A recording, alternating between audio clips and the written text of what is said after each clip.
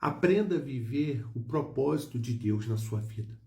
Cuidado com essas elucubrações. Cuidado com essas mensagens que você anda ouvindo por aí, egocêntrica, antropocêntrica, o homem no centro.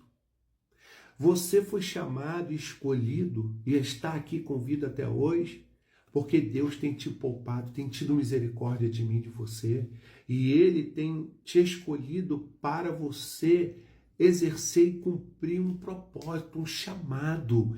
E o seu chamado não é viver os prazeres dessa vida, viver a luxúria, a riqueza. Sim, você vai trabalhar, você vai estudar, você vai planejar um futuro. Sim, você vai ser sábio, você vai economizar para dar uma direção, uma estabilidade para sua casa, sua família. Eu não estou negando nada disso. Eu estou dizendo que você tem que aprender a ser contente com o que você já tem. Se você ganha só 1.000, aprenda a viver contente. Melhor, estude, lute, ore a Deus, espere, ore, continue perseverando, paciente, e deixe Deus trabalhar, e deixe as oportunidades acontecerem no tempo certo. Se você ganha 5.000, aprenda a viver com 5.000. Ganha 10.000, amém. Se você ganha 100, ganha 1 milhão, não importa. Importa que isso não invada teu coração, não tire a honra, não tire a glória de Deus sobre a sua vida, e não tire a glória de Deus, e faça com que você seja fútil, vaidoso, e que isso daqui a pouco vai te corromper e vai te lançar uma apostasia e vai te deixar longe de Deus. Aprenda a ser dependente de Deus. Cuidado com essas elucubrações, essas ideias que muitas igrejas têm pregado, que ele vai fazer, vai acontecer, e você vai ter isso, vai ter aquilo, e você fica servindo em busca de estar com Deus, em busca disso tudo que os homens estão falando. Deixa eu te dizer uma coisa aqui, isso é sério. Nem tudo aquilo que é falado no altar, nem tudo aquilo que os pastores dizem, nem tudo aquilo que os pregadores dizem, nem tudo aquilo que se canta é verdade. E nem tudo aquilo que estão dizendo, que por mais que pareça ser maravilhoso, lindo, parece até ser bíblico. E é muitas das vezes tirado até da Bíblia, fora de contexto, mas é. Isso não significa que Deus vai fazer. Uma coisa é falar. Eu posso vir aqui falar tanta coisa para você, linda e maravilhosa. Uma coisa é eu falar, outra coisa é a Bíblia confirmar o propósito de Deus para cada ser humano e aquilo se cumprir.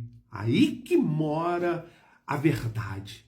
E aí também está o perigo dos falsos profetas e falsos mestres que ficam profetizando e ensinando aquilo que a Bíblia não diz. Olha que coisa interessante. Para você ver o que é fé, o que é viver o propósito.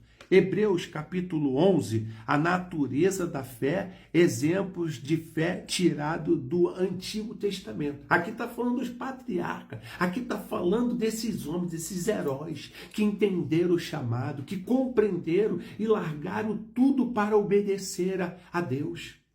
Vou começar com Moisés, capítulo 11, versículo 24. Pela fé, Moisés, sendo já grande, recusou ser chamado filho da filha de Faraó. Você conhece a história. Era um menino que estava saindo fugido, porque foi dada uma ordem que era para matar todas as crianças do sexo masculino. Sua mãe então lança ele no rio, junto de uma manjedourazinha de palha. A filha de Faraó estava se banhando no rio com as suas empregadas e viu aquela criança chorando, pegou e levou para casa. Diz a Bíblia que Moisés foi criado como filho da filha de Faraó, neto de Faraó. Quando ele lá chegou, pequenininho, o povo de Deus já estava lá como escravos hebreus. Agora, olha que coisa interessante. Ele vai dizer aqui, pela fé, Moisés, sendo já grande, recusou ser chamado filho da filha de Faraó. Agora o 25, escolhendo antes ser maltratado como o povo de Deus, de que por um pouco de tempo ter gozado do pecado.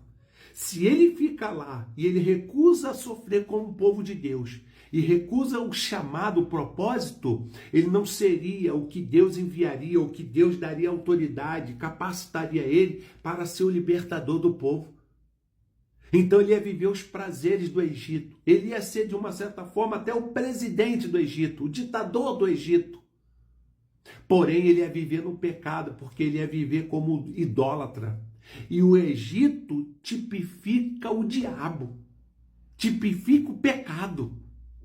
Então ele não ia compreender e ele ia descumprir, ele não ia entender que tudo aquilo que Deus fez, de fazer com que aquele ditador perseguisse as mães grávidas para matar os filhos masculinos, e ele não ia entender que ele foi para o Egito para ser o libertador do povo de Deus, por intermédio do poder de Deus que ia capacitar ele. Então ele ia viver os prazeres momentâneos do pecado e não ia entender, ia morrer e ia passar a oportunidade. Cuidado com essa ideia que muitas igrejas estão pregando, dizendo por aí, que você vai ter, você vai conquistar, e você está aceleradamente ganancioso pelas coisas. Cuidado para você não perder a oportunidade de cumprir um chamado, um propósito aqui. E muitas das vezes, no evangelho, você vai ter que abrir mão, você vai ter que renunciar para obedecer. Tem gente que não renuncia a nada. Tenho certeza que se isso aqui fosse hoje, as pessoas prefeririam viver no Egito como filho da filha de Faraó e até mesmo um sucessor ali do trono de Faraó, do que obedecer à palavra de Deus. Tamanha ganância dos corações dos homens na atualidade. Por fama, por dinheiro, por estabilidade, por prestígio, por honra, por cadeira, por trono, por coroa. Agora tudo tem um preço. O que mais Satanás tem agido no meio do povo de Deus, infelizmente as pessoas estão desatentas, é enfraquecer a mensagem do evangelho, que é a mensagem das boas novas de salvação, de transformação de vida, de caráter, de conduta na vida do homem. O diabo tem feito de tudo para enfraquecer o evangelho. É só você estar atento e ver o que está acontecendo na atualidade. O legalismo religioso, as mensagens que se pregam, ninguém quer abrir mão de nada, ninguém rejeita nada, está tomando posse de tudo. Bastou falar uma coisa bonita dentro do texto, ainda que seja fora de contexto, as pessoas não estão nem aí. Elas não estão preocupadas mais em entender que tem um chamado e que é necessário, muitas das vezes, padecer por esse chamado. Não. Elas querem facilidade, querem ficar na sombra e água fresca, ouvir um louvor que agrade, que mexa com o seu ego, que amassagie o seu ego. Depois vem ali o ofertório, cria-se uma elucubração para se falar de dinheiro. E o povo está ali com essa ganância, achando que tudo que está sendo dito vai se cumprir. Eu quero dizer para você que de 80% a 90% do que estão se falando dentro dos altares, dentro das igrejas, não tem nada a ver com a Bíblia, não tem nada a ver com o propósito de Deus, não tem nada a ver com o Evangelho. Você vai se frustrar. Vai passar um tempo que você vai se frustrar, você vai perceber que aquilo que você está buscando, aquilo que estão te falando, vai se frustrar aquele que está falando, vai se frustrar aqueles que estão ouvindo. Pode ter certeza, porque isso não é evangelho.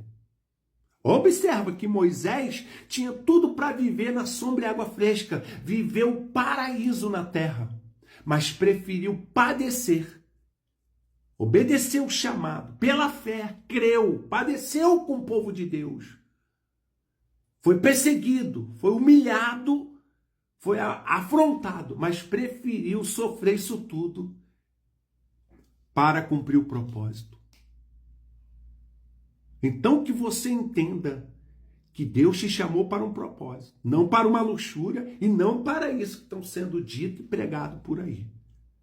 Acorde, desperte, isso não é o evangelho. Vai ler a Bíblia, vai aprender a ter intimidade, vai aprender a buscar conhecimento. Cuidado com o que você anda ouvindo por aí.